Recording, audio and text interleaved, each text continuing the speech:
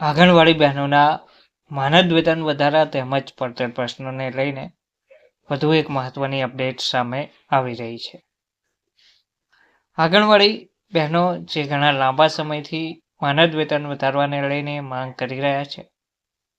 બજેટમાં આંગણવાડી બહેનોને પગારમાં વધારો કરવામાં આવશે તેવી આશા ઉદ્ભવી હતી, પરંતુ બજેટમાં પણ માનદ વેતન માટે પૈસાની ફાળવણી કરવામાં આવી છે, પરંતુ હજી સુધી કોઈ સ્પષ્ટતા કરવામાં આવી નથી, જેના કારણે આંગણવાડી બહેનો રોષે ભરાયા છે અને આંગણવાડી બહેનો માનદ વેતન વધારવા માટે અને અન્ય પડતર પ્રશ્નો અંગે હડતાળ પર ઉતરવાની ચીમકી આપી છે અને હડતાળ પર ઉતર્યા છે.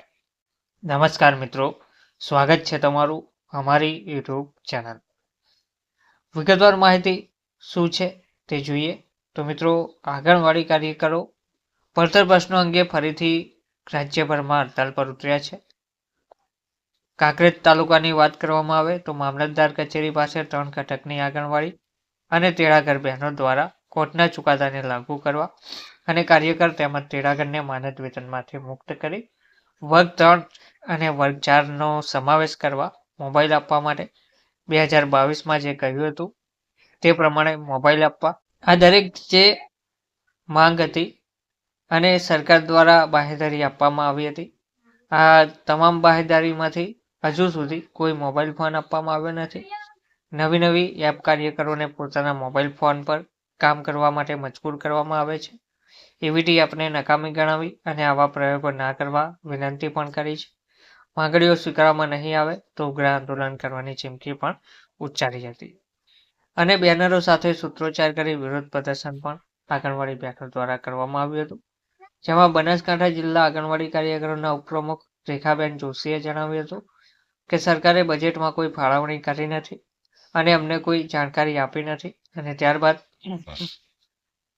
આંગણવાડી કાર્યકરોએ પોતાના પડતર પ્રશ્નો અંગે હડતાલ પાડી કાંકરેજ મામલતદાર ગૌતમભાઈ દરજીને આવેદનપત્ર પાઠવ્યું હતું. ત્યારબાદ કાંકરેજ તાલુકા પંચાયત કચેરી ખાતે ICDSના CDPO રેખાબેન કાપડીને આવેદનપત્ર આપી પોતાના પડતર પ્રશ્નો અંગે નિરાકરણ લાવવા માટે માંગ પણ કરી હતી. જોકે 3 દિવસ સુધી આંગણવાડી કાર્યકરો પોતાની કામગીરીથી અડગા રહીને હડતાલ ચાલુ રાખવા માટે પણ કહ્યું હતું. જોકે હવે સરકાર દ્વારા આંગણવાડી કાર્યકરોની માંગણીઓ પૂરી પાડવામાં આવશે કે નહીં તે જોવાનું બાકી રહ્યું. ઓછા વેતને વધુ કામ સામે આંગણવાડી બહેનો દ્વારા રાજ્યભરમાં રજૂઆત કરવામાં આવી રહી છે. મામલતદારને આવેદનપત્રો પણ આપવામાં આવી રહ્યા છે. અમીરગઢ તાલુકાની આંગણવાડી કાર્યકર તેડાગર બહેનોએ ઓનલાઈન કામગીરીના દબાણ સામે વિરોધ નોંધાવ્યો છે. સરકારી મોબાઈલ ના મળવા છતાં ઓનલાઈન કામગીરી કરાવવાના દબાણ અને માનસિક ત્રાસના કારણે તેમને હડતાળ પર જવાનો નિર્ણય કર્યો છે. આ અંગે તેમણે મામલતદારને આવેદનપત્ર પાઠવ્યું હતું. બહેનોએ પોતાની લેખિત રજૂઆતમાં જણાવ્યું કે તેમને પોતાના અંગત મોબાઈલમાં કામગીરી કરવા માટે માનસિક ત્રાસ આપવામાં આવે છે. નેટવર્કની સમસ્યાઓ હોવા છતાં તેમને નોટિસ આપવાની અને કામ પૂરું કરવાની ધમકીઓ પણ મળે છે.